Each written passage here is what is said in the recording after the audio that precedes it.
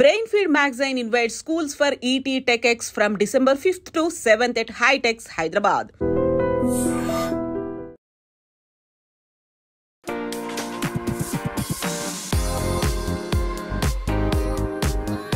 అంకిత గురించి మాట్లాడుకుందాం. ఈ మధ్య ఆ అమ్మాయి జా లైన్ సర్జరీ ఏదో చేయించుకుంది. సరే, ఒక ఆడమనిషిగా మారిపోయింది, అక్కడ వరకు ఓకే. కానీ మళ్ళీ ఈ సర్జరీ ఎందుకు అనే ఒక డౌట్ వస్తుంది అందరికి. అంకిత ఎందుకు చేసుకుంది అనేది అంది తన పర్సనల్ చాయిస్, అది తనకి ఉంది, తనకి రైట్ ఉంది కూడా. ఆ వ్యక్తి ఎంత తీవ్రంగా తను లోపల నుంచి అనుకుంటారు, లేదు ఇది చేసుకుంటే నేను పర్ఫెక్ట్గా విమెన్గా కనిపిస్తాను, ఇది చేసుకుంటే పర్ఫెక్ట్ మగాడుగా కనిపిస్తాను అని ఆ ఇన్స్టింక్ట్ ఏదైతే కోరిక ఉందో దాన్ని అసెస్ చేస్తాం యాక్చువల్గా. ఆ అమ్మాయిని సైడ్ నుంచి చూస్తే తన హెయిర్ మగవాళ్ళలాగా అనిపిస్తోంది అలాగా అని చెప్పేసి ఒక కామెంట్. అంటే నేను జస్ట్ దీన్ని ఒక ఎగ్జాంపుల్గా తీసుకున్నాను. ఇంతకీ ట్రాన్స్జెండర్స్ హెయిర్ కూడా ఇంప్లాంట్ చేయించుకుంటారా? అంటే ఇప్పుడు రీసెంట్గా ట్రెండ్ ఒకటి ఉంది, హెయిర్ ఇంప్లాంట్ చేయించుకుంటున్నారు. But you have a beautiful soul. You have a beautiful heart. The true love for the trans people గానీ LGBT వాళ్ళకి ఏంటంటే the heart లో ఉన్న లవ్ యాక్చువల్లీ. ఈ అంకిత ఇలా సర్జరీస్ చేయించుకుంటుంది కదా, అంటే రాజు తనని వదిలేసి వెళ్ళిపోవడం వల్లే ఇలా చేయించుకుంటుంది అంటారు. అంటే తనని తాను ఇంకా బ్యూటిఫుల్గా చూసుకోవాలి, తను వెళ్ళిపోతే ఏంటి నేను ఇంకా బాగున్నాను అనేది తనకి మెసేజ్ పంపించాలనుకుంటుంది అంటారు. ఆ కారణం చేత తను సర్జరీస్ చేయించిందని కూడా నేను అనుకోను. సర్జరీస్ అనేది ఒక డిమాండ్ లాగా వస్తుంది. అందరికీ నమస్కారం, నేను Swaroopa Potlapalli. Welcome to I dream. Ankita and Raj ఎందుకు విడిపోయారు అనేది చాలా మందికి ఇప్పటికి కూడా ఒక చిక్కుముడిలాగే వినిపిస్తోంది. అయితే నేను ఈ మధ్య ఒక విషయం తెలుసుకోవడం అనేది జరిగింది. ఆమెకు డబ్బు కావాలి, అతనికి సుఖం కావాలి అని. బట్ ఎవరికి వాళ్ళ ఇద్దరి మధ్య ఏం జరిగింది అనేది మాత్రం తెలియదు. అయితే ఇంకో కొత్త విషయం ఏంటంటే అంకిత సర్జరీస్ చేయించుకుంటూ కనిపిస్తుంది, ఆమె వీడియోస్ పెడుతుంది, అందులో కూడా తన ఆవేదన అనేది కనిపిస్తుంది. ప్రస్తుతం నాతో పాటు ట్రాన్స్జెండర్స్ మెడికల్ ఎక్స్పర్ట్ రచన ముద్రబోయిన ఉన్నారు. ఎందుకు ఇలా అంకిత తన పార్ట్నర్ నుంచి విడిపోయిన తర్వాత సర్జరీస్ చేయించుకుంటోంది, తన బ్యూటీ మీద ఇంకా ఆమె కాన్సన్ట్రేట్ చేస్తుందా, తనను తాను ఇంకా కొత్తగా చూసుకోవాలనుకుంటుందా, అసలు ట్రాన్స్జెండర్స్కి సంబంధించి బ్యూటిఫికేషన్ విషయంలో వస్తున్న లేటెస్ట్ ట్రీట్మెంట్స్ సర్జరీస్ ఏంటి అనేది రచనను అడిగి తెలుసుకుందాం. నమస్తే రచన. నమస్తే అండి. మీరు చాలా మందికి ట్రాన్స్జెండర్స్కి మెడికల్ ఎక్స్పర్ట్గా పనిచేస్తున్నారు, మీ దగ్గరికి ఎంతో మంది వస్తూ ఉంటారు కదా. ముందైతే మనం అంకిత గురించి మాట్లాడుకుందాం. ఈ మధ్య ఆ అమ్మాయి జా లైన్ సర్జరీ ఏదో చేయించుకుంది. ఆ వీడియోస్ చూస్తుంటే చాలా బాధగా అనిపించింది. సరే, ఒక ఆడమనిషిగా మారిపోయింది, అక్కడ వరకు ఓకే. కానీ మళ్ళీ ఈ సర్జరీ ఎందుకు అనే ఒక డౌట్ వస్తుంది అందరికీ. మీరేమైనా చెప్పగలరా? నేను ట్రాన్స్ హెల్త్ ఎక్స్పర్ట్ అండి, మెడికల్ ఎక్స్పర్ట్ కాదు. ఎందుకంటే నాకు మెడికల్ బ్యాక్గ్రౌండ్ లేదు, డాక్టర్ డిగ్రీ లేదు. సో హెల్త్ ఎక్స్పర్ట్ అని ఎందుకు అంటున్నానంటే, హెల్త్ అనేది చాలామంది కనిపించవచ్చు హెల్త్ అంటే బాడీకి సంబంధించింది అని. But health is a comprehensive subject. అంటే హెల్త్లో శరీరమే కాకుండా మానసిక ఆరోగ్యం ఉంది, మన చుట్టూ ఉన్న ఎన్వైర్న్మెంట్ ఉంది, ఇదంతా హెల్త్ ప్రభావితం చేసేది. కాబట్టి నేను హెల్త్ ఎక్స్పర్ట్ని యాక్చువల్. అది కూడా ట్రాన్స్జెండర్ కమ్యూనిటీ నుంచి వచ్చాను కాబట్టి ట్రాన్స్ హెల్త్ ఎక్స్పర్ట్ని. So this is the clarity. రెండోది, మీరు అన్నారు సర్జరీస్ చేసుకుంటా కనపడింది అంకిత అని. బట్ సర్జరీస్ చేసుకోవటం అనేది ఒక చాయిస్. దాన్ని ఎన్నో సంవత్సరాలుగా మెడికల్ ఫీల్డ్లో చాలా ప్రాబ్లమ్స్ మేము ఫేస్ చేసాం యాక్చువల్గా. ఒక జనరేషను ఈ సర్జరీస్ అన్నీ డాక్టర్ చేయకుండా బయట ఎక్కడో నర్సులు, ఏది ఎక్స్పీరియన్స్ లేని నర్సులు చేయటం ద్వారా ఇన్ఫెక్షన్స్ రావటము, చనిపోవటము, మోర్టాలిటీ రేట్ అంటే బ్రతకగలిగే ఏదైతే ఉందో రేటు అది 50 to 55 years మ్యాక్సిమం. అంతే, అంతకన్నా ఎక్కువ బతికిన వాళ్ళు ఎవరు లేరు. ఎందుకంటే ఈ సర్జరీ సరిగ్గా చేసుకోకపోవడం వల్ల యూరినరీ ట్రాక్ట్ ఇన్ఫెక్షన్స్ కానీ, గాల్ బ్లాడర్ కానీ, డయాబెటిక్ కానీ, థైరాయిడ్ కానీ, ఇవన్నీ లాంగ్ టర్మ్ ఎలిమెంట్స్ వచ్చి చనిపోయిన వాళ్ళు మా ముందు తరం వాళ్ళు ఉన్నారు. బట్ ఈ తరంలో వీఆర్ బ్లెస్డ్. ఎందుకంటే కొంతమంది అడ్వకేట్ చేయడం వల్ల, కొంతమంది ట్రాన్స్జెండర్ యాక్టివిస్ట్ డాక్టర్స్ దగ్గరికి వెళ్ళటం, డాక్టర్స్ పర్యవేక్షణలో ఇవన్నీ జరగడం అనేది నిజంగా లక్కీ థింగ్ యాక్చువల్గా. సో ఇది ఒక అండర్స్టాండింగ్, ఇప్పుడున్న ప్రస్తుతం ఉన్న స్టేటస్ అప్డేట్ అది. ఇంకా మీరు వచ్చేటప్పటికి సర్జరీస్ జా లైన్ చేసుకుంది, ఇవన్నీ అంటే అంకిత ఎందుకు చేసుకుంది అనేది తన పర్సనల్ చాయిసే, అది తనకి ఉంది, తనకి రైట్ ఉంది కూడా. బట్ మా దగ్గర నేను చెప్తున్నాను యాక్చువల్గా ముఖ్యంగా హెల్త్ పర్స్పెక్టివ్లో ఏ సర్జరీ జరగాలన్నా కూడా కౌన్సిలింగ్ అనేది చాలా ముఖ్యం. ఉదాహరణకి మేము మేల్ బాడీస్ కదా, మేల్ హార్మోన్స్ ఉంటాయి, గడ్డాలు మీసాలు వస్తాయి మాకు. అట్లాంటివి మేము ఫీమేల్ హార్మోన్స్ తిన్నప్పుడు తగ్గుతుంది, గడ్డాలు మీసాలు రావటం, ఎదుగుదల తగ్గుద్ది. ఇంకా పూర్తిగా పోవాలంటే లేజర్ ట్రీట్మెంట్ తీసుకుంటాం. ఆ లేజర్ ట్రీట్మెంటు లేజర్ పంపించి అది ఏదైతే హెయిర్ ఉందో దాని రూట్ని బర్న్ చేస్తుంది, తక్కువ అవుతుంది, మినిమం అవుతుంది. సర్జరీ చేసుకున్న వాళ్ళకి ఇంకా పూర్తిగా మినిమైజ్ అయిపోతుంది, తక్కువ అయిపోతుంది అనమాట. బట్ ఆ ఒక చిన్న మెడికల్ ప్రొసీజర్, అది మెడికల్ ప్రొసీజరే అంటాం మేము, దానికి కూడా కౌన్సిలింగ్ ఇస్తాం యాక్చువల్గా. అంటే ఈ లేజర్ ఇట్లా ఉంటుంది, పెడితే ఇట్లా లైట్గా పెయిన్ఫుల్ ఉంటుంది, ఇదంతా కూడా వాళ్ళకి కౌన్సిలింగ్ ఇచ్చి ఒక టెస్ట్ చేసి ఆ తర్వాత ప్రొసీజర్స్ చేస్తాం. సో నేను ఎందుకు చెప్తున్నానంటే ప్రతి ఒక్క మెడికల్ ప్రొసీజర్కి కౌన్సిలింగ్ అనేది చాలా ఇంపార్టెంట్. కౌన్సిలింగ్ 2 విధాలుగా ఇంపార్టెంట్. ఏంటంటే మెంటల్గా ప్రిపేర్ చేయటం, ఎలాంటి మానసిక స్థితిలో ఉన్నారు ఆ క్లయింట్. ఇది ఓన్లీ ట్రాన్స్జెండర్స్కి కాదు, అందరికీ ఇంపార్టెంట్. యాక్చువల్గా మెడికల్ ఫీల్డ్లో ఇది ఎవరు ఫాలో అవ్వరు, బట్ ఇది ఫాలో అవ్వాలి. ఇవి గైడ్లైన్స్, యాక్చువల్లీ మెడికల్ గైడ్లైన్స్ ప్రకారం ఆ కౌన్సిలింగ్ చేయాలి. మీ కండిషన్ ఇలా ఉంది, బాడీ కండిషను, మీకు ఇది ఎందుకు చేస్తున్నాము. యాక్చువల్గా కొంతమంది డాక్టర్స్ చేస్తారు, కొంతమంది చేయరు యాక్చువల్లీ, బట్ చేయాలి, కంపల్సరీ.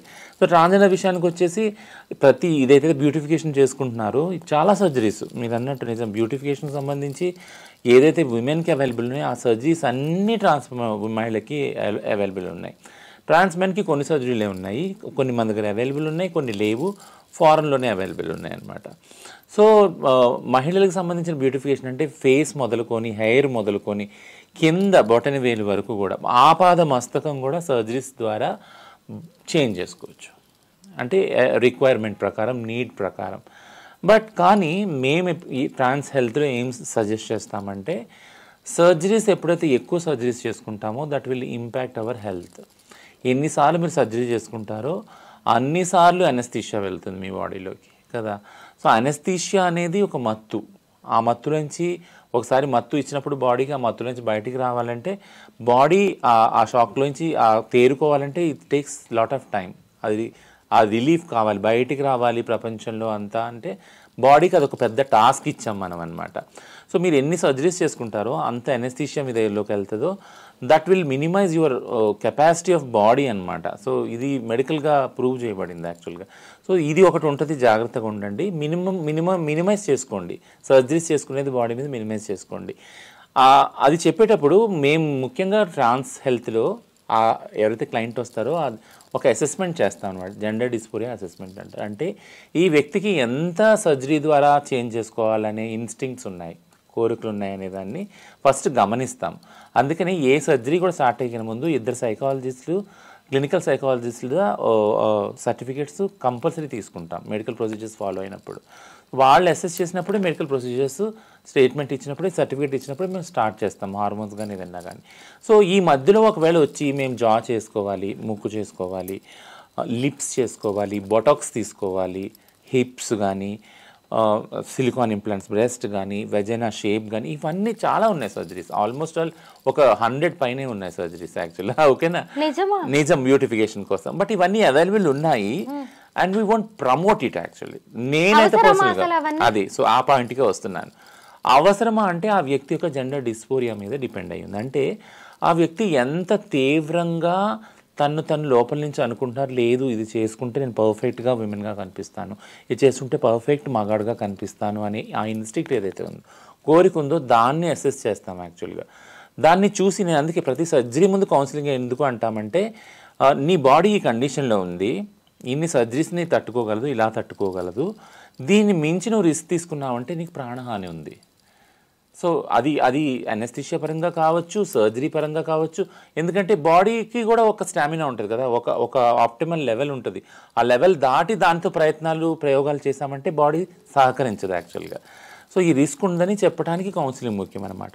సో నాకు వచ్చిన డౌట్ ఏంటంటే, ఈ హోల్ మెడికల్ ప్రొసీజర్స్లో చాలామంది మేము చూస్తూ ఉంటాం ఆ కౌన్సిలింగ్ పార్ట్ చెయ్యరు. ఎందుకంటే ఈ డాక్టర్లు చెప్తారు ఇలాగే అంటే నీ బాడీ సహకరించదు అని, బట్ నాకు ముఖ్యం ఇది, నేను చేసుకోవాలి, బ్యూటిఫై కావాలంటే అక్కడ జెండర్ డిస్ఫోరియా అనిపిస్తుంది ఆ వ్యక్తికి. ఆ వ్యక్తికి నేను ఎంత పర్ఫెక్ట్ విమెన్గా అవ్వాలి. సో ఇప్పుడు నేను దీని వెనకున్న ప్రెషర్ ఏదైతే క్రియేట్ అవుతుందో ఆ ఆస్పెక్ట్కి వస్తాను, లీగల్ ఆస్పెక్ట్కి వస్తాను. యాక్చువల్గా ప్రెషర్ ఎక్కడ క్రియేట్ అవుతుందంటే స్టీరియోటైపింగ్ ద్వారా క్రియేట్ అవుతుంది. అంటే ఆడవారంటే ఇలా ఉండాలి, ఇలా ఉంటేనే ఆడవారు అనేది ఏదైతే స్టీరియోటైపింగ్ ఉందో, స్లిమ్గా ఉండాలి, పొట్టిగా ఉండాలి, నాజుగ్గా ఉండాలి, లాంగ్ హెయిర్ ఉండాలి, ఫెయిర్గా ఉండాలి, ఇది ఏదైతే పితృస్వామ్య వ్యవస్థలో ఇవన్నీ సెట్ చేస్తారు కదా ఆడవాళ్ళకి, ఆడవాళ్ళు కూడా ట్రై చేస్తారు. ఫెయిర్ అండ్ లవ్లీలు రాసుకోవడం, బ్యూటిఫికేషను, ఇదంతా అంటే సామంచాయ ఉన్న వాళ్ళు తెల్లగా అవడానికి, నల్లగా ఉన్న వాళ్ళని కొంత బ్యూటిఫై అవడానికి యాక్చువల్గా ఇదంతా ట్రై చేస్తారు. ఇది ఒక మానసికమైన స్ట్రెయిన్ యాక్చువల్గా జెండర్ మీద కదా, స్టీరియోటైపింగ్ ద్వారా. సో అది ఆడవాళ్ళకు ఉంది, మగవాళ్ళకు ఉంది, ట్రాన్స్ వాళ్ళకు కూడా ఉంది. ట్రాన్స్ వాళ్ళు ఒక స్పెషల్ ఛాలెంజ్ ఏంటినంటే వాళ్ళు ఒక సెక్స్లో పుట్టి రెండో సెక్స్లోకి చేంజ్ చేసుకుంటారు కాబట్టి బాడీస్ని సర్జరీస్ ద్వారా వాళ్ళ మీద అడిషనల్ బర్డెన్ ఉంటుంది. అందుకే కదా హార్మోన్స్ తీసుకునేది. మేల్గా పుట్టిన వాళ్ళు ఫీమేల్గా మారంటే ఫీమేల్ హార్మోన్స్, ఫీమేల్గా పుట్టిన వాళ్ళు మేల్ అంటే మేల్ హార్మోన్స్ తీసుకుంటారు. ఇది ఒకటి అంటే ఆర్టిఫిషియల్గా హార్మోన్స్ తీసుకోవటం, లోపల ఉన్న హార్మోన్స్ సప్రెస్ చేయటం. సో ఇదంతా ఎందుకో చెప్తున్నాను అంటే ఈ మెడికల్ ప్రొసీజర్స్ ఏదైతే ఎక్కువ మనం తీసుకుంటామో బాడీలో అది జెండర్ డిస్పోరియా అనే కండిషన్ని సెక్సెస్ చేంజ్ ఆపరేషన్కి చేసుకోవడానికి తీసుకునే ప్రొసీజర్స్లో భాగం ఇది. బట్ కానీ ఇందులో ముఖ్యమైన భాగం అందరూ మర్చిపోయేది ఏంటినంటే ట్రాన్స్ హెల్త్లో మెంటల్ హెల్త్ అనేది ఇంపార్టెంట్. ఇది అవసరమా? ఈ సర్జరీ నీకు అవసరమా? నీ సర్జరీ నీ బాడీకి కెపాసిటీ ఉందా తట్టుకునేది? ఒకవేళ నువ్వు మానసికంగా ఇలా ఫీల్ అవుతుంటే, ఒత్తిడికి గురవుతుంటే ఇంకేమన్నా చేయొచ్చా? ఈ సిట్యుయేషన్లో ఇంకేమైనా చేసి సర్జరీని తప్పించవచ్చా? ఎందుకంటే ఈ సర్జరీ హానికరం అనే ఒక ఆప్షన్ ఎప్పుడూ ఉంది. ఇది ట్రాన్స్ వాళ్ళకే కాదు, అందరికీ ఉంది. ఏ సర్జరీ వెనకన్నా ఉంది. ట్రాన్స్ వాళ్ళకి ముఖ్యంగా దీన్ని హైలైట్ చేస్తాం మేము. ఎందుకంటే ప్రతిదీ సర్జరీ ద్వారా మార్చుకోవటం ద్వారా సమాజంలో నువ్వు ఇంకా ఎక్కువ ఆడ వ్యక్తిలాగా, ఇంకా ఎక్కువ మగ వ్యక్తిలా కనపడవు. ఫస్ట్ నిన్ను నువ్వు సంతృప్తి పరుచుకోవాలి, నిన్ను నువ్వు నమ్మటం స్టార్ట్ చేయాలి. నేను ఆడ వ్యక్తినే, మగ వ్యక్తినే అనే దాన్ని పెంచుకోవాలి. అది తద్వారా ఆత్మవిశ్వాసం వస్తుంది అనే దాన్ని మేము పనిచేస్తాం. సో మీరు ఇప్పుడు అడిగిన ప్రశ్నకి ఇన్ని ప్రొసీజర్స్ ఉంటాయంటే చాలా ప్రొసీజర్స్ ఉన్నాయి, 100+ ప్రొసీజర్స్ ఉన్నాయి ట్రాన్స్ మెన్ కానీ ట్రాన్స్ ఉమెన్ కానీ. బట్ అన్నిటిని మేము ప్రమోట్ అస్సలు చెయ్యము. నేను వచ్చి ముఖ్యంగా ట్రాన్స్ హెల్త్, నేను అందుకే మీకు చెప్పాను, హెల్త్ అంటే బాడీయే కాదు, ఆల్ టుగెదర్ లివింగ్. వాళ్ళకి తిండి ఉందా ఆ రోజుకి, వాళ్ళకి చేయడానికి ఉద్యోగం ఉందా, ఎప్పుడు ఈ భిక్షాటన సెక్స్ వర్క్ అయినా ఉద్యోగం ఏమన్నా ఉందా, వాళ్ళకి ఆధార్ కార్డు ఉందా, రేషన్ కార్డు ఉందా, వాళ్ళకి లైఫ్ ఇన్సూరెన్స్, మెడికల్ ఇన్సూరెన్స్ ఉందా? ఇది కదా హెల్త్ అనేది. నా విషయంలో వచ్చేది ఇది హెల్త్ యాక్చువల్గా. ఇవన్నీ సరిగ్గా ఉన్న రోజున ఒక వ్యక్తి హ్యాపీగా జీవించగలరు. ఈ జెండర్ డిస్ఫోరియా అనేది ఉండదు యాక్చువల్గా కదా, హెల్దీగా కూడా ఉండొచ్చు. అదే కదా ముఖ్యం, అది ముఖ్యం. రచన ఇంకొకటి ఏంటంటే ఈ అంకిత అనే అమ్మాయి బాయ్ గా ఉన్నప్పుడు కూడా భలే హ్యాండ్సమ్ గా ఉంది.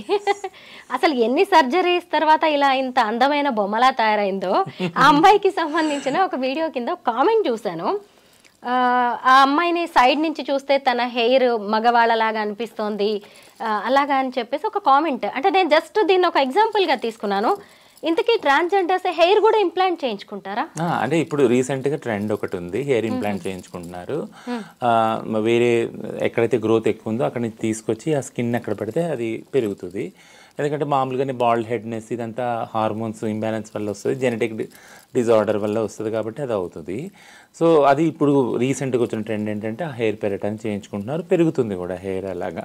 సో ఇప్పుడు మీరు అన్నారు అంటే బాయ్గా కూడా అసలు యాక్చువల్గా నాకు ఎందుకు నవ్వు వచ్చిందంటే ఒక్కసారి యూ వోంట్ బిలీవ్, నేను బాయ్గా ఉన్నప్పుడు ఎంతో మంది అమ్మాయిలు ఎంటపడ్డా. Yeah that's true. అంటే నాకు ఆ భావన లేదు, నేను బాయ్ అని ఎప్పుడు అనుకోలేదు.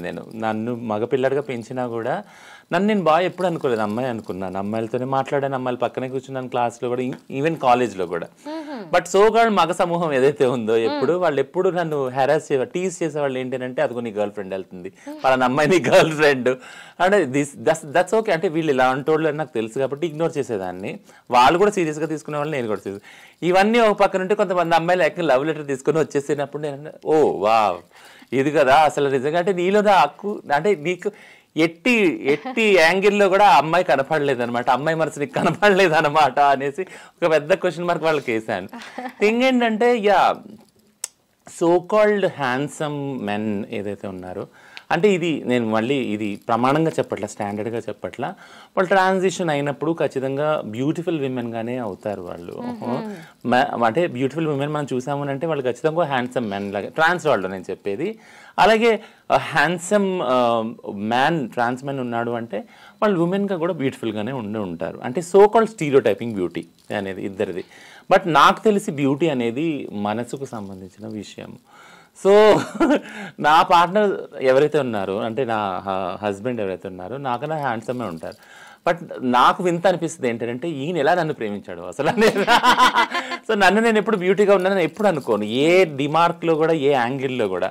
But at the end of the day ఆయన ఏమంటాడు, నా కళ్ళకు నువ్వు కనపడ్డావు బ్యూటిఫుల్ గా, అంతే. But you have a beautiful soul, you have a beautiful heart.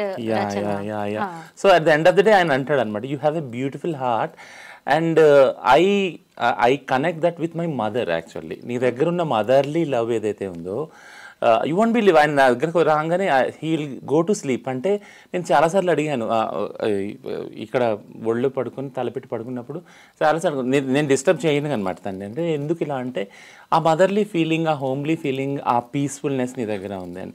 So that make him love అనమాట. సో నేను చెప్పేది ఏంటంటే సర్జరీసు, బ్యూటిఫికేషను ఏదైతే స్టీరియోటైప్ వరల్డ్ మనకి నిర్ణయించిందో, that's not according to trans people is not love. The true love for the trans people కానీ LGBT వాళ్ళకి కానీ ఏంటంటే ద హార్ట్లో ఉన్న love, actually the affection, the consoling, ఆ ప్రేమ, లవ్, ఆప్యాయత అనేది అది true love actually. It's not the outer thing what you look. Yeah, మీరు ఇంతకు ముందు కూడా చెప్పారు, మన ఇద్దరం ఇంటర్వ్యూ చేసాం, మాట్లాడుకున్నాం మనం అంకిత రాజ్కి సంబంధించి. అంకిత అంటే స్ట్రాంగ్ పర్సనాలిటీని చూడడం, తనతో ఉండడం అనేది అంత ఈజీ టాస్క్ కాదు, ఇట్స్ ఏ ఛాలెంజింగ్ టాస్క్ అని చెప్పారు మీరు. ఈ అంకిత ఇలా సర్జరీస్ చేయించుకుంటుంది కదా, అంటే రాజ్ తనని వదిలేసి వెళ్ళిపోవడం వల్ల ఇలా చేయించుకుంటుంది అంటారు. అంటే తనని తాను ఇంకా బ్యూటిఫుల్గా చూసుకోవాలి, తను వెళ్ళిపోతే ఏంటి నేను ఇంకా బాగున్నాను అనేది తనకి మెసేజ్ పంపించాలనుకుంటుంది అంటారు. ఆ మెసేజ్ రాజ్కి కాదు, మనకు కూడా అనిపిస్తుంది కదా. మనకు కూడా అంటే మీరు అనేసారు ఇప్పుడు, అంటే ఈ అమ్మాయి ఇంకా బ్యూటిఫికేషన్ ఎందుకు అని, అంటే ఈ అమ్మాయి బ్యూటీలో తక్కువైందా అందుకని వదిలేశాడా అనేది ఒక అనుమానం వస్తుంది అందరికీ యాక్చువల్గా, తన ప్రేక్షకులకి, తన ఫాలోవర్స్కి అది కానీ. బట్ అది కాకుండా పోవచ్చు. అంటే దాని రీజన్ ఏంటో అంకితకి తెలుసు.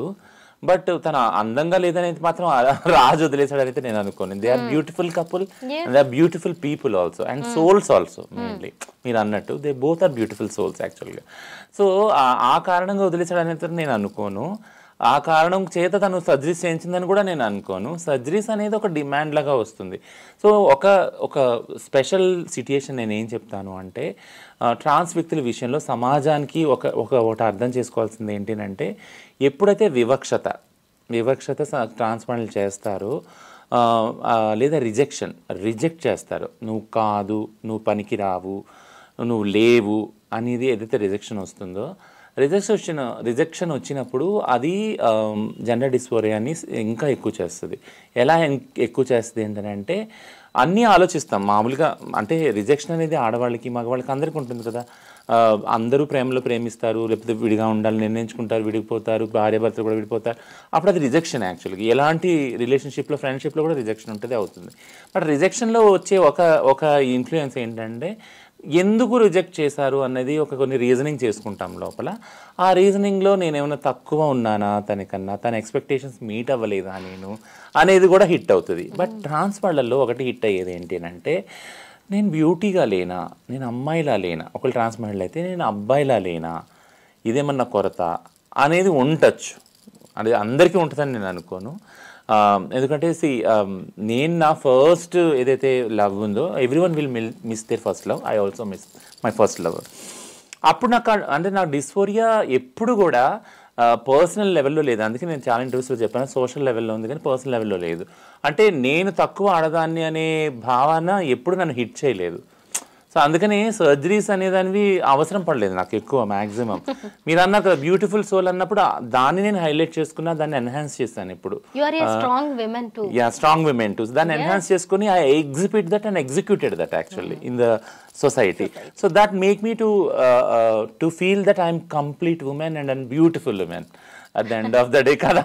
అలా అనుకున్నప్పుడు నాకు సర్జరీస్ అవసరం పడలేదు. బట్ ఈ విషయంలో ఎప్పుడైతే డౌన్ ఫీల్ అవుతారు. ట్రాన్స్ మెన్ కానీ వాళ్ళని ఖచ్చితంగా జెండర్ డిస్ఫోరియా హిట్ చేస్తుంది.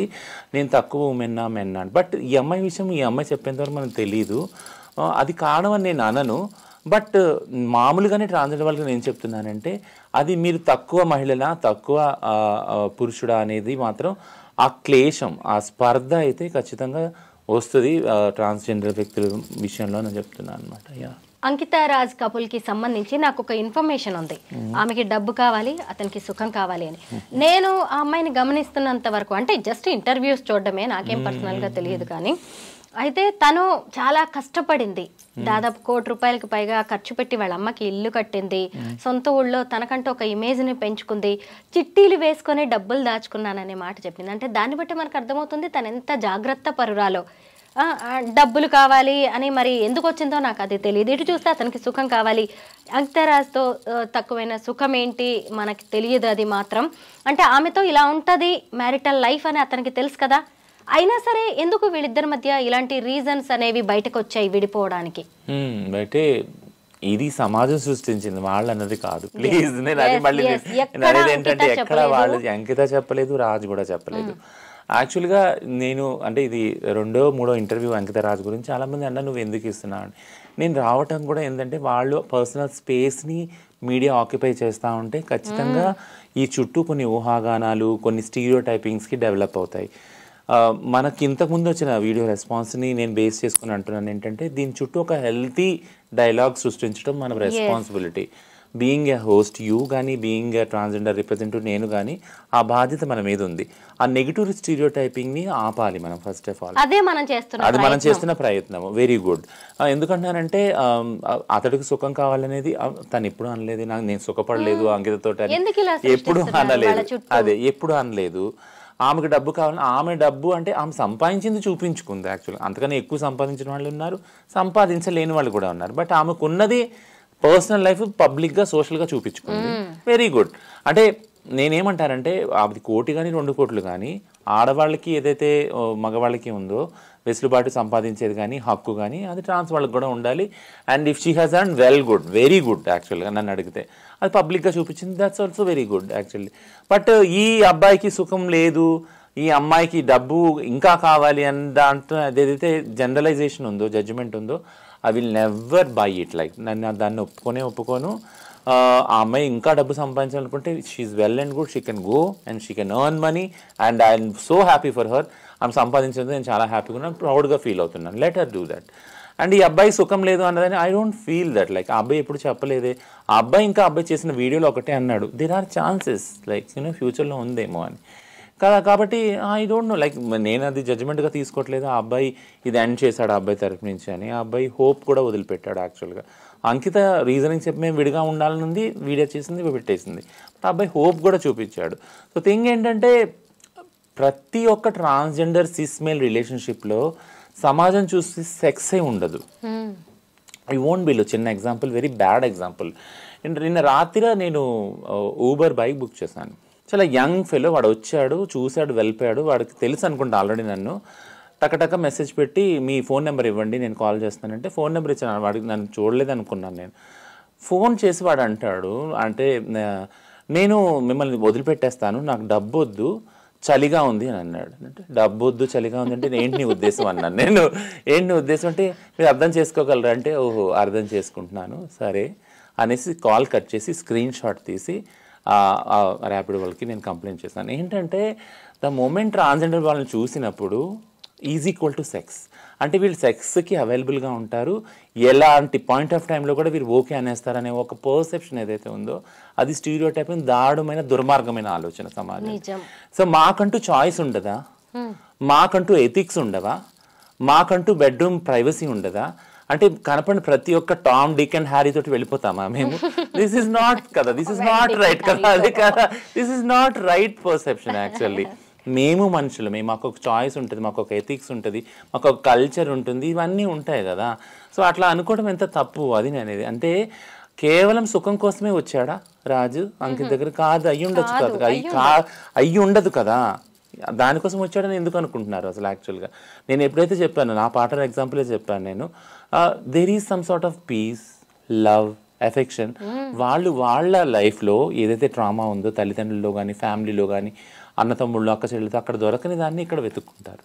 ఎవరన్నా అంతే, ట్రాన్స్ వ్యక్తులన్నా అంతే, ఆడవాళ్ళన్నా మగవాళ్ళన్నా అంతే. ఏ రిలేషన్షిప్లో దొరికితే అక్కడ సేఫ్గా ఫీల్ అవుతే అక్కడ వెళ్తాం, మనం ఉంటాం కదా రిలేషన్షిప్లో. అది వెతుకొని ఉండొచ్చు కదా. సుఖమే అని ఎందుకు హైలైట్ చేస్తున్నారు? ఐ రియల్లీ కండెమ్ ఇట్ యాక్చువల్గా.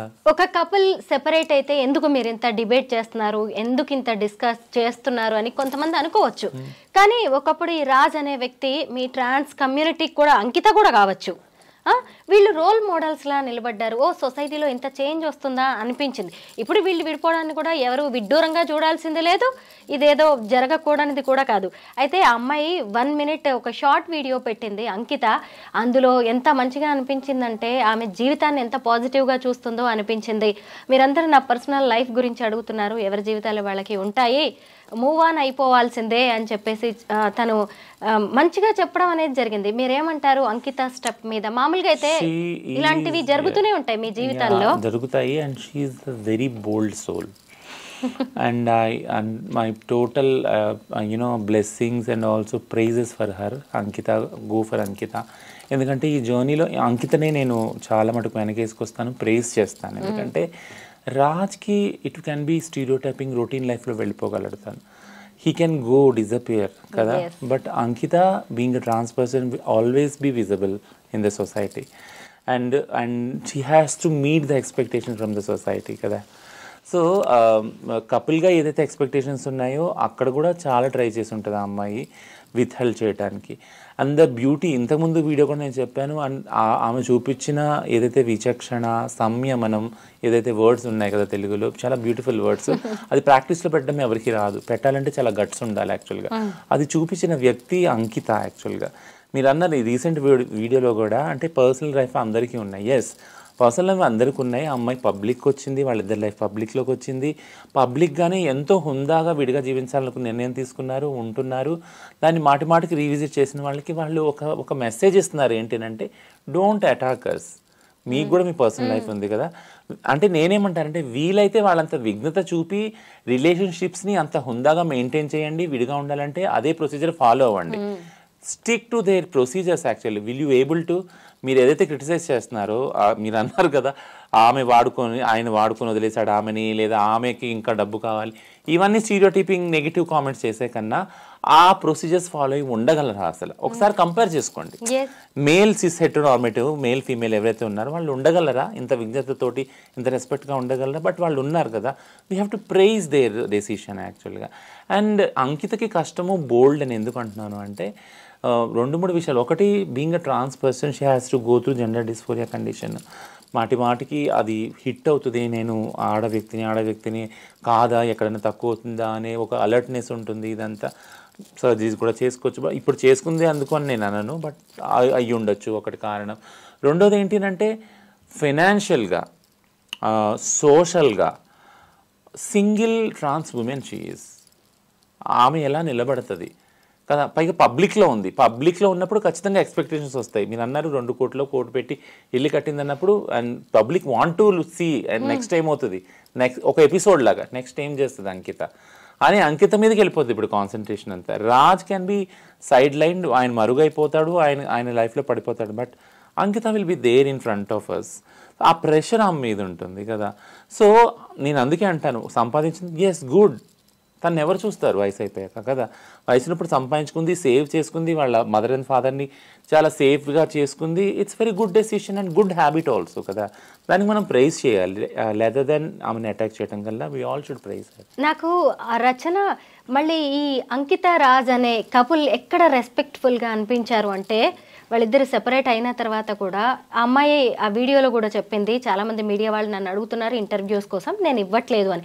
ఎక్కడ రాజ్ని ఆమె బ్లేమ్ చేయట్లేదు, అతను కూడా ఎక్కడ ఓపెన్ అవ్వట్లేదు. ఈ డిజిటల్ యుగంలో ఒకవేళ ఇద్దరికి పెయిన్ ఉంటుంది, ఇద్దరికి కోపం కూడా ఉంటుంది, బయటపడాలంటే చాలా బ్లేమ్ చేయొచ్చు వాళ్ళ పార్ట్నర్ని, కానీ ఎక్కడ చేయట్లేదు. అక్కడ కూడా తను ఎంతో మెచ్యూరిటీ చూపిస్తుంది. మీకేమనిపించింది? అంతకన్నా ఏంటి అంటే, ఎప్పుడైతే ప్రైవేట్లో పబ్లిక్ అయిందో, సోషల్ మీడియాలో ఉందో, అది ఇట్స్ అడిషనల్ రెస్పాన్సిబిలిటీ. వాళ్ళ భుజస్కంధాల మీద ఏంటంటే, ఏదైతే మనం మొదలు పెట్టామో దాన్ని అంతా హుందాగా మనం ఎండ్ చేయగలమా, దాన్ని డైరెక్ట్ ఎండ్ అనను నేను దీన్ని. యాక్చువల్గా దాన్ని మనం డైరెక్ట్ చేయగలమా, దాన్ని తీసుకెళ్ళగలమా, మలుపులని చాలా సుఖాంతంగా టర్న్స్ని తీసుకోగలమా, దానికి ఎంతో స్ట్రాటజైజింగ్ కావాలి, స్ట్రాటజీ ఆలోచించాలి యాక్చువల్గా.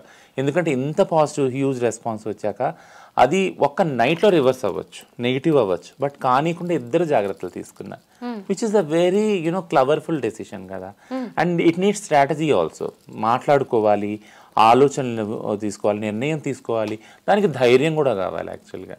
ఎందుకంటే పర్సనల్గా నేను యాక్చువల్గా నాకు అనిపించింది, నేను అంకిత పొజిషన్లో ఉంటే తీసుకోగలిగేది అన్న ఇంత బోల్డ్ నిర్ణయం అని. I don't feel I don't have that much guts that lady have like actually.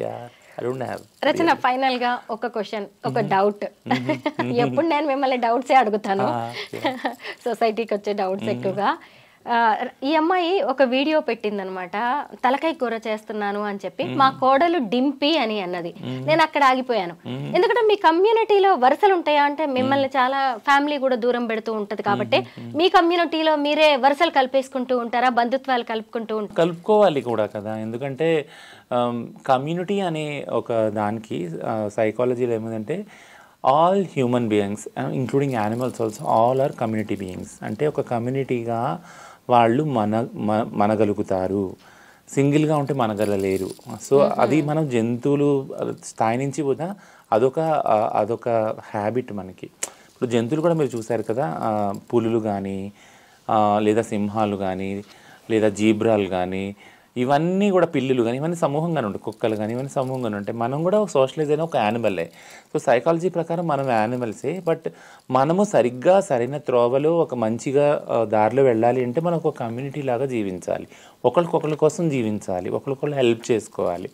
ఇది బెస్ట్ ప్రాక్టీస్. సో హిజ్రా సమాజంలో ఒక community, hijra it self is ఒక కమ్యూనిటీ.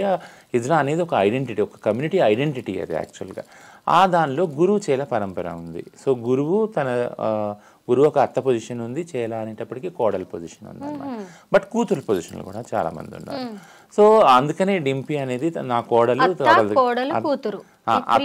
కోడలు కూతురు ఉంటాయి, 3 ఉన్నాయి. ఇంకా ఆ తర్వాత ఇప్పుడు కూతురు కోడలు ఉందంటే వదిన మరదళ్ళు అవుతారు కదా, మళ్ళీ అట్లా కూడా అవుతుంది కదా. ఎస్, సో అలా కూడా అవుతుంది. మళ్ళీ కింద ఒకవేళ కోడల కింద ఇంకెవరైనా చేలా ఉందంటే మనవరాలు అవుతుంది, అట్లా. సో ఇదంతా ఒక మెట్రిలినియల్ స్ట్రక్చర్ అన్నమాట. మదర్హుడ్ ఉంది ఇక్కడ అంతా. మగవారికి ఎక్కడ అసలు స్కోపే లేదు, ఆ పదాలు కూడా రావు యాక్చువల్గా, ఆ రిలేషన్షిప్స్ లేవు యాక్చువల్గా. అంతా మెట్రిలినియల్ హైరార్కీ ఉంది. అమ్మ, అత్త, కూతురు, కోడలు, వదిన, మరదలు ఇవే ఉన్నాయి, అన్నీ అవే ఉన్నాయన్నమాట. లేదా మనవరాలు ఇవే ఉన్నాయి. మగవాళ్ళకి మగ రిలేషన్కి లేవు. సో తన కోడలు యాక్చువల్గా తన కోసం చేసినట్టుంది. So we are community beings. Hijra అనేది ఒక కమ్యూనిటీ యాక్చువల్గా. ఇలాగ ప్రేమలో మోసపోయినప్పుడు కానీ, లేదంటే పార్ట్నర్ నుంచి విడిపోయినప్పుడు కానీ మీ కమ్యూనిటీ అండగా నిలుస్తుందా, కౌన్సిలింగ్ ఇస్తుందా, ఓదార్పునిస్తుందా? బట్ ఇది నేను ఎదురు ప్రశ్నిస్తే, నేను యాక్చువల్గా అంటే ఆడవారికి ఒకవేళ బ్రేకప్ అయింది లేదా భర్త వదిలేశారు, తల్లి కొంతవరకు కన్సోల్ చేయగలదు. బట్ తలచెడి తల్లి ఇంటికి వెళ్ళటం ఏంటి అని కూడా ఒక నానుడు ఉంది కదా. వెళ్ళినా కూడా చాలా అబ్యూస్కి గురవుతుంది. అంటే అన్నదమ్ముళ్ళు కానీ ఏంటి భర్తను వదిలేసి రావటము, అక్క చెల్లు కానీ అంటాం, ఇదంతా అవుతుంది. అనేది ఏంటంటే ఏదైతే పేట్రియార్కల్లో సిస్టంలో ఉన్న వివక్షత ఆడవారికి మగవారికి సేమ్ హిజ్రా కానీ ట్రాన్స్ సమాజంలో కూడా ఉంటుంది. ఎందుకంటే మీరు మహిళలు కానీ చూస్తారు కదా, సమాజం కూడా మేము అదే కల్చర్లో పెరుగుతాం, మేమేం దూరంగా పెరగము, ఆ సమాజంలో భాగమయ్యే పెరుగుతాం. సో అదే పేట్రియార్కల్ వాల్యూస్ మాలో ఇంబైబ్ అయ్యి ఉంటాయి అన్నమాట. ఒకవేళ నేను ఇందాక చెప్పినట్టు తల్లి ఉంటే కోడలు కూతురు ఉన్నదనుకో, ఇంతవరకు మాకు ఇది ముఖ్యం కమ్యూనిటీలో, ఈ సిస్టమ్స్, ఈ రిలేషన్షిప్స్ మాకు ముఖ్యం. మాకున్న మగ రిలేషన్షిప్స్ ఏవైతే ఉన్నాయో అవి జీరో కన్సర్న్ మాకు. మీరు ఎవరితో ఏ రిలేషన్షిప్లో వెళ్తారా, అన్న అంటారా, తమ్ముడు అంటారా, భర్త అంటారా, బాయ్ ఫ్రెండ్ అంటారా, అది అవుట్ ఆఫ్ కాంటెక్స్ట్. అది ఇక్కడికి రాకూడదు, ఇది అక్కడికి వెళ్ళకూడదు. మేము అక్కడికి వెళ్ళము, వాళ్ళు ఇక్కడ రారు అనమాట. అక్కడ తీసుకునే నిర్ణయాలు వ్యక్తిగత నిర్ణయాలు, వ్యక్తిగత స్వతంత్రం మీద, వ్యక్తిగత బాధ్యత మీద తీసుకునే నిర్ణయాలు. అంటే ఇప్పుడు నేను ఒకవేళ పెళ్లి చేసుకున్నాను అనుకో, అక్కడ మంచైనా చెడైనా ఏదైనా కానీ నా బాధ్యత, అది నా పర్సనల్ రెస్పాన్సిబిలిటీ. నా గురువు కానీ లేదా నా గురుబాయి కానీ, నా చేల కానీ, నా కోడలు కానీ ఎవరు కూడా అందులో దఖలందాజీ చేయరు, ఎవరు రారు, కనీసం కన్సోల్ కూడా చేయరు. ఎందుకంటే కన్సోల్ చేస్తారేమో, బాధ అయినప్పుడు సాటి ట్రాన్స్గా ఒక దయ అదంతా ఉంటుంది. బట్ కానీ డెసిషన్ మేకింగ్లో అందులో ఎక్కడ కూడా కల్పించుకోరు ఎవరు. So it is not there like. మన సమాజంలో ఆడ మగ అనే 2 కేటగిరీసే కాదు, మన చుట్టూ ఇంకొక సమాజం ఉంది, ఇంకొక వర్గం ఉంది, వాళ్ళే ట్రాన్స్జెండర్స్, LGBTQ అనే సమాజం కూడా ఉంది. వాళ్ళకి సంబంధించి మనకెన్నో అపోహలు ఉన్నాయి, మనకు తెలియని విషయాలు కూడా చాలా ఉన్నాయి. ఇలాంటి ట్రాన్స్జెండర్స్ హెల్త్ ఎక్స్పర్ట్స్ ద్వారా కొన్ని డౌట్స్కైనా కొన్ని సందేహాలకైనా క్లారిటీ వస్తుందనే నేను రచనతో ఈ ఇంటర్వ్యూ అరేంజ్